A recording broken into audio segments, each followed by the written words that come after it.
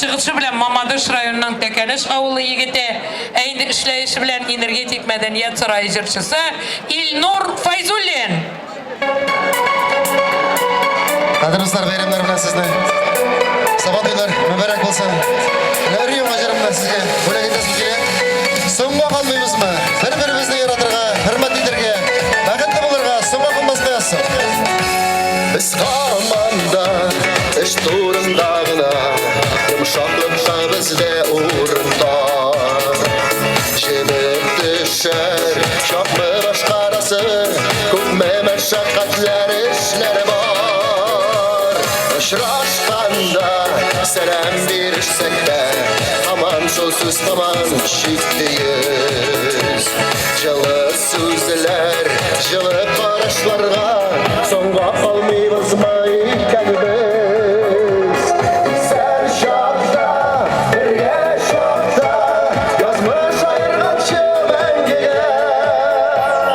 Uyup durri, dünya meşakkatin, kadrin beyik bugün bizlerge. Kadrin beyik bugün bizlerge.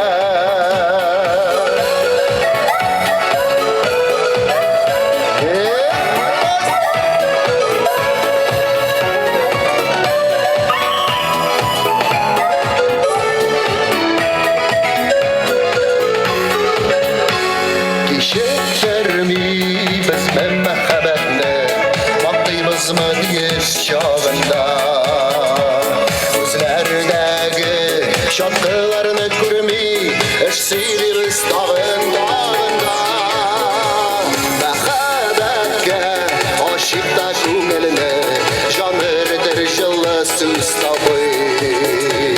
Birge şarta, kadir girek şarta, yakınlarını kadirlep kalı. Sen şarta, birge şarta, yazmış ayırgançı engige. Uyup durri, dünya meşakkatli, kadrin bilik bugün biz birge. Sen şarta, birge şarta, yazmış ayırgançı engige.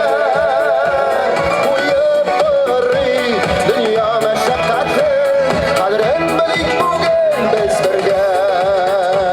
Kadrin bilik bugün biz birge. Kadrin bilik bugün biz birge.